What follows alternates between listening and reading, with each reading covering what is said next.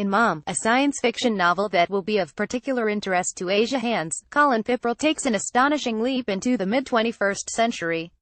It could be argued that we have quite enough real, present-day dystopias, such as North Korea, my own specialty.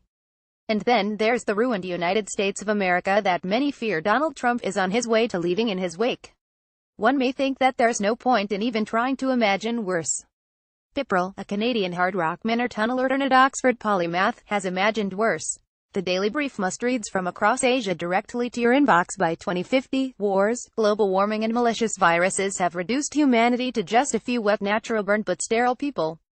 To keep them safe from the blurs disassembler nanobots that wreak havoc on the world outside, the human remnants are confined in two remaining enclaves, huge, shielded structures, the malls, on the sites of the former New York City and Bangkok. The mysterious mall operations manager, Mom, has provided EBIs, electronic beings, to keep the humans company. In lieu of human servants and other workers, dolls provide dolls, molecular assemblers, on vocal command provide food and drink and other consumer goods using technologies that perhaps the rest of us should have seen coming with the introduction of 3D printers. Some readers may at times lose track of the futuristic terminology. I'll let you in on a little secret: there's a glossary at the end of the book. You can flip back there and learn, for example, the full definition of the era's guiding belief system: transhumanism and, from transhumanism, from transitional humanism, an ideologized belief that humanity was in a stage in an evolutionary emergence of much greater scope, and that technology could and should be used to overcome limitations and extend personal powers. Cyborgs and, ultimately among the more radical transhumanists, machines were seen as legitimate and desirable heirs to the human enterprise. With little work for them to do, the humans occupy themselves playing in themed, generated reality worlds, except during times Mom designates his Mondays, when they mope around their apartments, forbidden to venture into the worlds. In one only partially finished world, created with early technology, a highly authentic early bar district in 20th century Bangkok, we meet Brian, the evil Canadian, the last human to have held the position of Mom before the machines took over. Brian is an excellent candidate for recognition as the most loathsome character in all literature. As the novel opens, Mondays have been getting longer and more frequent. Meanwhile, attacks on the malls from the outside seemed to have become both more frequent and more effective. Is Mom losing it? People can't help wondering. And it's not long before their fears prove well-founded. The malls are breached. Only a handful of humans, including world's test pilot Cisco Smith of ES USA Eastern Seaboard USA and the crusty 113-year-old Leary of ESSEA Eastern Seaboard Southeast Asia, avoid death and escape their respective malls to face the dangers outside. Survival is not merely an individual question. What if we fail? Leary asks as he dictates his running observations into the load, the internet's descendant, a central repository of knowledge. No big deal. That's only the end of humanity. And if we don't try, that's the end of humanity too. So let's bring it on. Look out there, says Leary. It's like hell has boiled over. And we've got a tsunami, it looks to be a mile high, making right at us.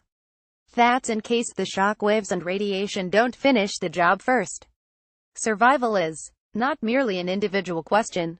What if we fail? Leary asks as he dictates his running observations into the load, the internet's descendant, a central repository of knowledge.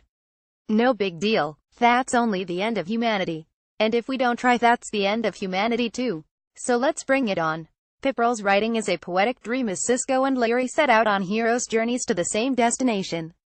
Led and coached by ancient 20th century robotic pets whose software has been upgraded, they roll their naked bodies, see atom and even blur dust to gain immunity from disassembly.